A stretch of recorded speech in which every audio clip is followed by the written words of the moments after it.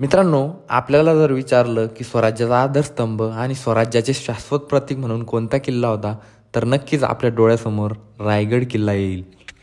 तर मित्रांनो, हा किल्ला आहे तरी कुठे? तर हा किल्ला महाराष्ट्र राज्यातील रायगड जिल्ह्यातील पाचड गावाशेजारी आहे.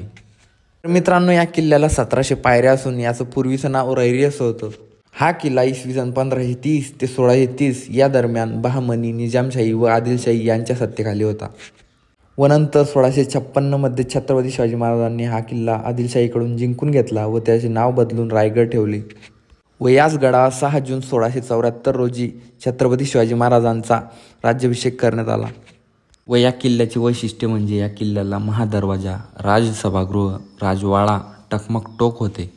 नंतर तो काळा दिवस म्हणजे 3 एप्रिल 1680 या दिवशी महाराजांनी याच गडावर आपले प्राण त्यागले. त्यानंतर पुढे 1689मध्ये हाच किल्ला मुघलांकडे गेला आणि नंतरून हाच किल्ला 1818मध्ये इंग्रजांकडे गेला. गडावर महाराजांची समाधी बांधली व शेजारीच निष्ठावंत वाघ या श्वानाची समाधी सुद्धा आहे.